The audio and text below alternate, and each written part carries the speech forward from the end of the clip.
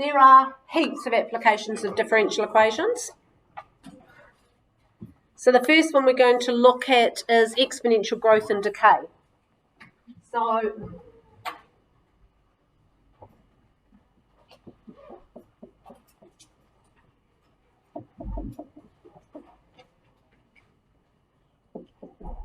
this is a normal application in ecology, so anything to do with population growth, anything to do with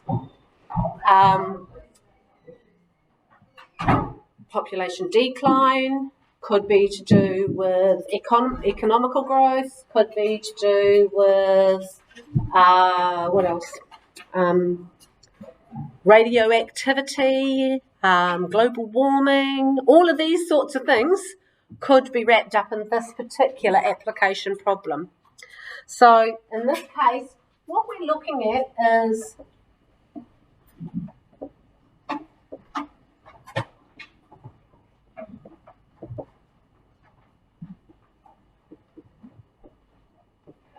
this particular example, all right? So what we're saying here is that it's proportional. So this equation says that the differential equation is proportional to what's happening in x, whatever that happens to be. So examples would be, they like this one. So the two that they often use are population growth and radioactive decay. Are their two favourites, but it can be anything where it is proportional. So it can be financial, etc., etc. So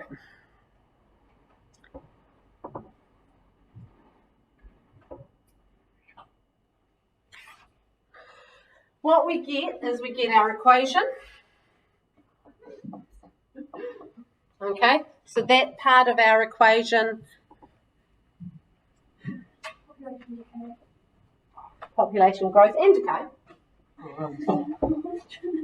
We obviously can have a negative population growth, so I'm going to go with that. But what this means is that the rate of change of y is proportional to x. All right? So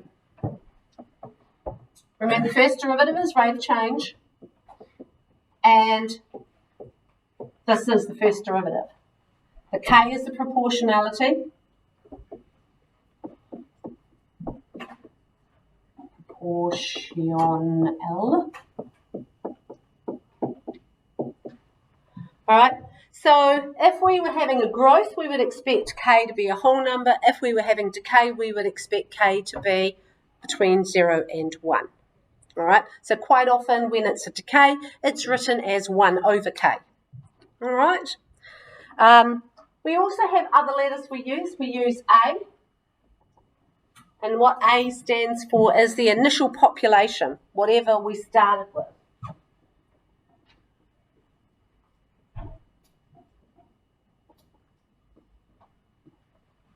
All right, so often you're given that particular thing. Or if you're given it in a terms that you have to find it, then you're putting in time equals 0 to find out whatever it is. And the other part that we're using is, of course, k. And k is that relationship, and generally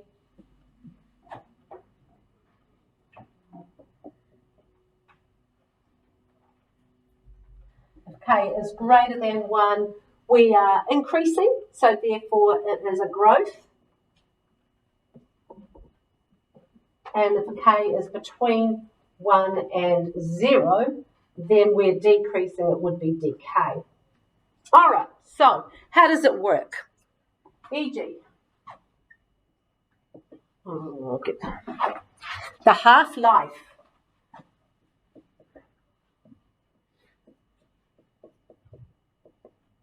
of this thing, which is a radioactive, have you sciencey people? Isotope. of what? K? Potassium. Good. I always laugh that that seems to be the most regularly asked question in a quiz because it doesn't make sense, so therefore they think everybody will write something else. Is 12.45 hours.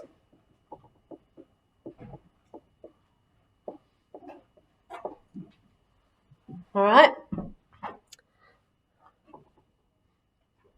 The differential equation, modelling this, is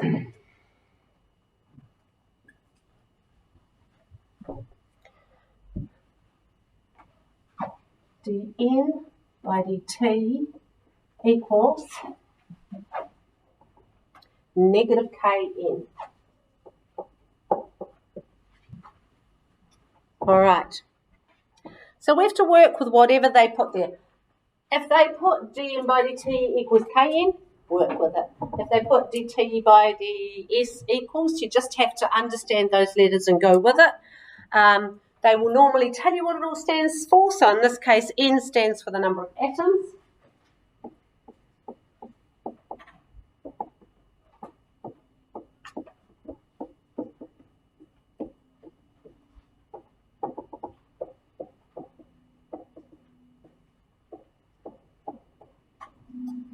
And T obviously stands for time. Okay. So our question is, what percentage of isotope remains after 10 hours?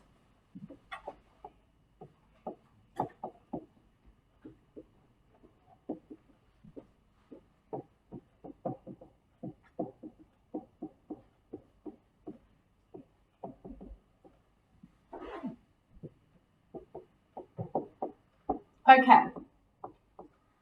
So the first part of this is just a rote learning thing. We take that differential equation, we separate variables, and we come up with an equation that we're going to use. That's supposed to be difficult. Now, it isn't. It's rote learnt, and you can learn to do it and then just do it on the day. The problem is you can't jump, as I just said, from this particular negative k, this part, to where we're going to go down here. You can't just go, I know that this equals this. You will know it equals this, but you have to put the bits in between. So in order to get credit in integration, you have to have integrated, which means you have to separate the variables and integrate. So what we're doing here is we're separating the variables out. We're putting the t over here and the n over here. So we can take the k or we can not take the k. But when we're doing logs, it's actually easier to leave the k over here. So we get dn over n equals negative k dt. So we've separated our variables. We're now going to integrate these. All right. So when integrating this, we found out that we get the ln of n, right? Integrating 1 over n gives us ln of n. And when we integrate this one over here, we introduce t and plus c. So we have to have the plus c somewhere. It doesn't matter which side it's on, just traditional to write it over here. So the next problem is we want n equals, because n is the number of isotopes. So we need to now use e to actually get rid of L of n. So this side will equal n, and this side will equal e to the negative kt plus c.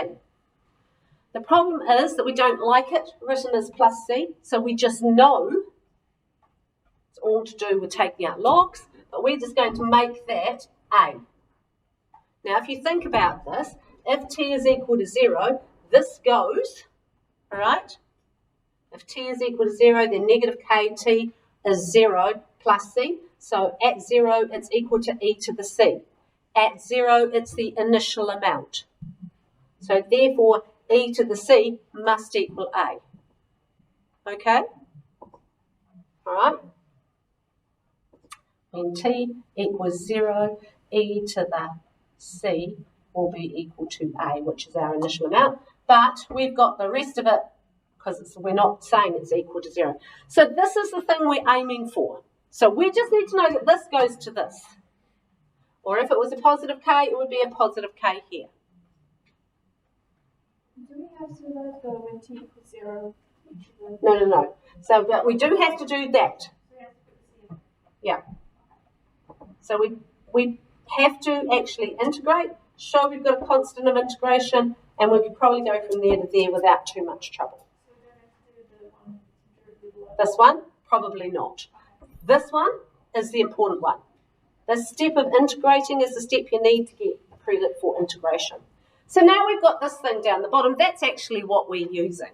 So we're knowing that this differential equation came from this equation, and so therefore what? From our question up here, we know the half-life is 12.5 hours. All right, so if we started with 100%, then at 12.45 hours, we're going to have 50%, right? So that's our hint.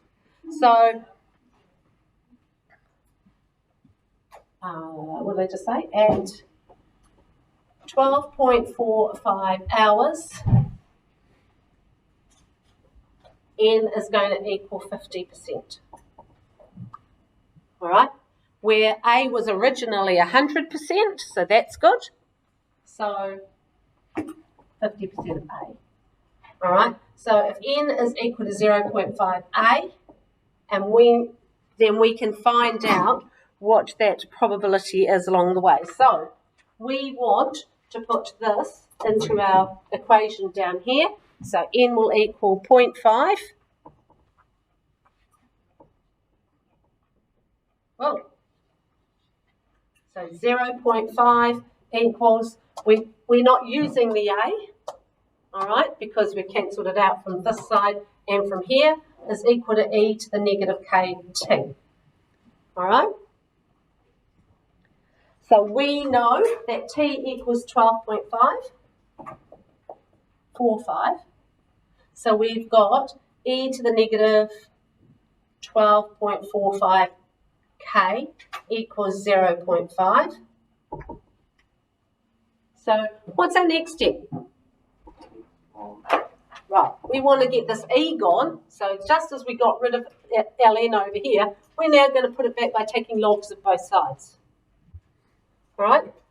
So therefore we get negative 12.45 k is equal to ln of 0.5. And remember that that has to be a positive to be able to happen.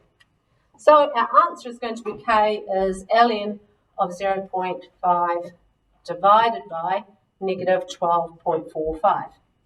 And we need to get our calculator and figure that out. And in my notes I twinked it out and never put it back in again. So ln of 0.5 divided by, let's do it properly, ln of 0.5 equals divided by negative 12.45 equals 0.0567. Now you want to keep quite a decent amount of decimal places here so that you get your answer right. So the question was, after 10 hours, we now have an equation. So I'm going to write it in here. So our equation is N equals e to the negative kt, e to the negative 0.05567t. Remember that we're starting with 100%, so that's our equation. So therefore, we want to find n when t equals 10 hours. So we put 10 into here.